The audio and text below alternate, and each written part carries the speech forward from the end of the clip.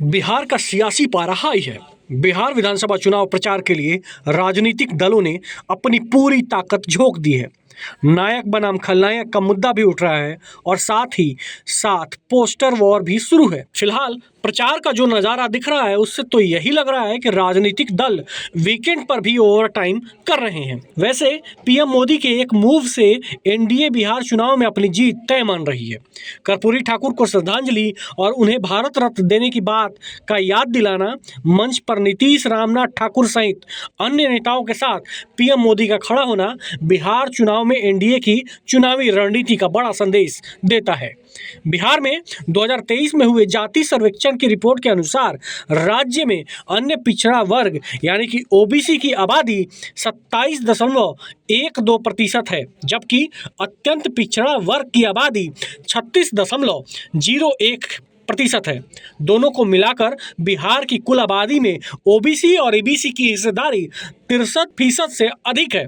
प्रधानमंत्री मोदी ने समस्तीपुर की सभा से इसी वर्ग को साधने की कोशिश की। बिहार के वोटिंग पैटर्न को देखें तो बीते चुनाव में ये वोट एनडीए को खूब वोट देता है, लेकिन इसी समुदाय में यादव जाति भी है जो आरजेडी का मेन वोट बैंक है। बिहार विधानसभा चुनाव के लिए एनडीए के उम्मीदवारों का डाटा देखें तो ये पता चलता है कि एनडीए ने 67 ओबीसी को 46 ईबीसी उम्मीदवार को टिकट दिया है, यानी कुल 243 में से 113 टिकट इसी दो वर्ग को मिला है। पीएम मोदी ने इसी वोट बैंक को साधने की कोशिश समस्तीपुर की सभा में की। वैसे भी एनडीए के नेता विपक्ष पर हमला करने से चूक नहीं रहे हैं। बिहार के उप मुख्यमंत्री और तारापुर विधानसभा क्षेत्र से बीजेपी उम्मीदवार सम्राट चौधरी ने तो साफ कहा, लालू प्रसाद का परिवार भ्रष्टाचार और चोरी के लिए जाना जाता है। इसीलिए मैंने कहा कि बिहार के लोग लालू प्रसाद को ही चोर मानते हैं। ये तो पता ही नहीं चल पा रहा कि गठबंधन हुआ है कि नहीं हुआ। महागठबंधन का स्वरूप क्या है कोई बता भी नहीं रहा।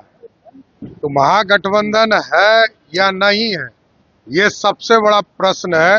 महागठबंधन को बताना चाहिए। वहीं बीजेपी के राष्ट्रीय प्रवक्ता सैयद शहनवाज हुसैन ने कहा कि आरजेडी के लोग जंगल राज वाले हैं। वहीं बीजेपी नेता रविशंकर प्रसाद ने कहा कि आरजेडी हताश है। देखिए, आरजेडी के लोग जंगल राज वाले हैं। उन्हें मालूम नहीं है कि जो केंद्र की पार्लियामेंट से कानून बना है, जिस पर सुप्रीम कोर्ट की भी मोहर लग गई है, उसको किसी राज्य सरकार की हैसियत नहीं है कि वो उसको खत्म कर दे। लेकिन पब्लिक को गुमराह करने के लिए इस तरह का बयान दिया जा रहा है। ये जंगल राज वालों से और क्या उम्मीद हो सकती है। वक्फ अमेंडमेंट एक्ट पास हो चुका है, सुप्रीम कोर्ट से भी इस पे मोहर लग चुकी है। अब इसके बारे में कोई चर्चा नहीं हो सकती। जानबूझकर इस तरह का बयान देकर मुस्लिम समाज को गुमराह करने के लिए इस तरह का बयान दिया जा रहा है। आरजेडी पूरी तरह से निराश और हताश हो गई है, क्योंकि मुस्लिम समाज में बहुत ज्यादा गुस्सा राष्ट्रीय जनता दल के खिलाफ है। जब उन्होंने डिप्टी सीएम अनाउंस किया तो मुकेश सहनी को तो अनाउंस किया, कोई मुस्लिम समाज से अनाउंस नहीं किया। इसको लेकर मुस्लिम समाज में गुस्सा है। उनके गुस्से को कम करने के लिए वक्फ अमेंडमेंट एक्ट को वो खत्म कर देंगे, इस तरह की बयानबाजी कर रहे हैं। इससे कोई फर्क पड़ने वाला नहीं है।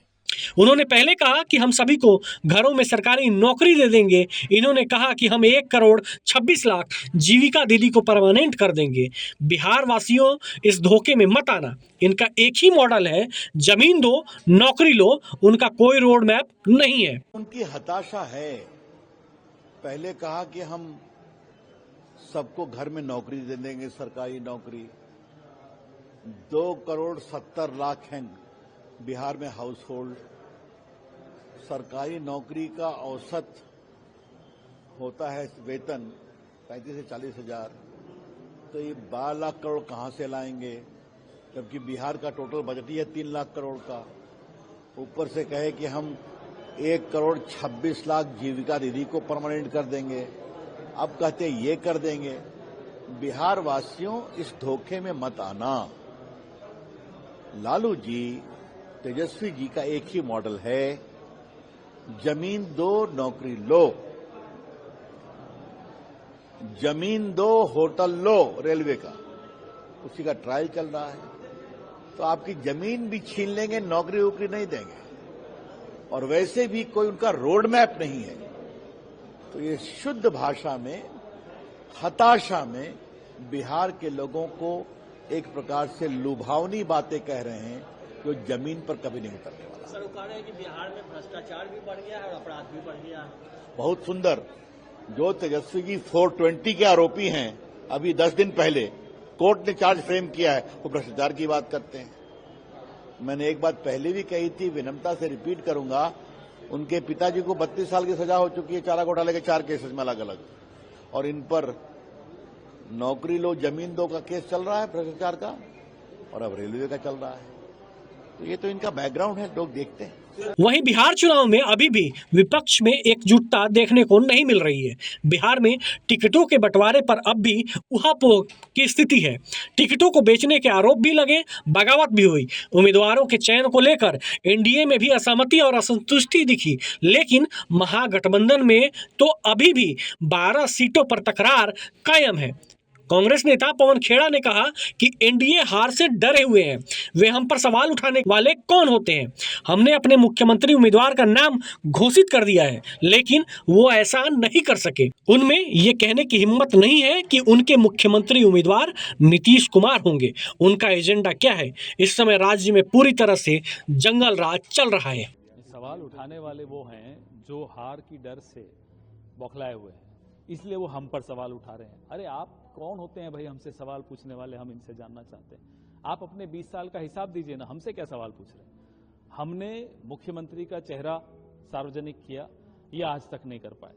ये आज तक इतनी हिम्मत नहीं जुटा पाते ये कहने की कि नीतीश कुमार इनके मुख्यमंत्री का चेहरा होंगे। यह कह देना काफी नहीं है कि नीतीश कुमार जी के चेहरे पर ये चुनाव लड़ रहे हैं। चेहरे पे तो एकनाथ शिंदे जी के भी ये चुनाव लड़े थे। कहां है आज एकनाथ शिंदे? क्या इनका एजेंडा है? क्या इनका मैनिफेस्टो है? क्या इनका प्लान है?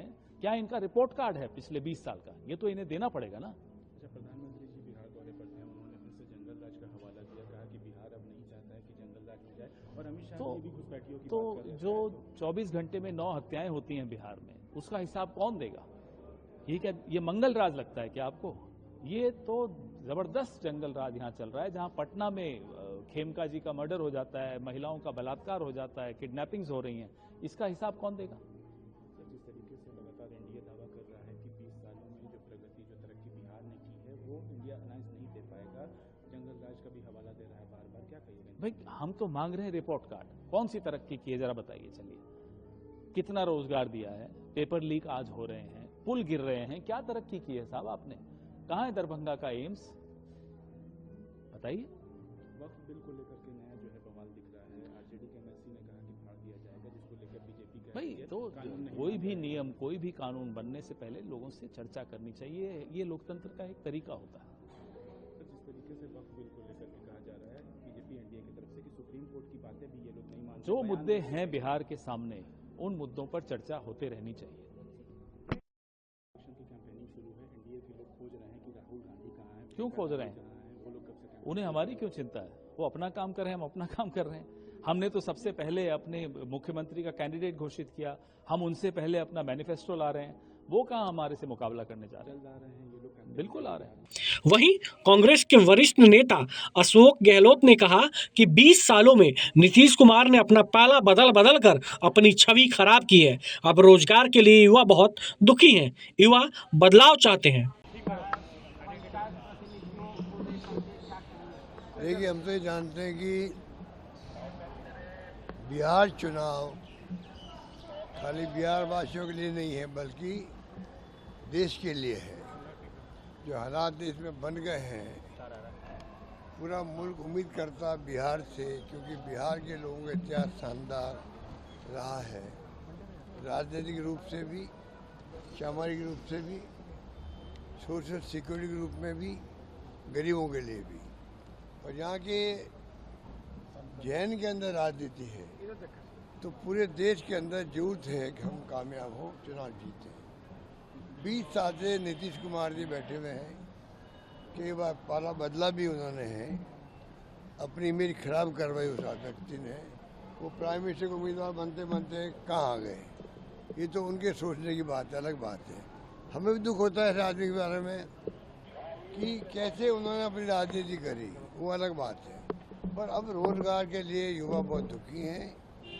वो चाहता बदलाव हो, यहाँ पर बदलाव हो इसलिए ज़रूरी है कि मैं बिहार वासियों से भी अपील करना चाहूँगा कि आप लोग इस बार आगे आए और महागठबंधन को आप कामयाब करें।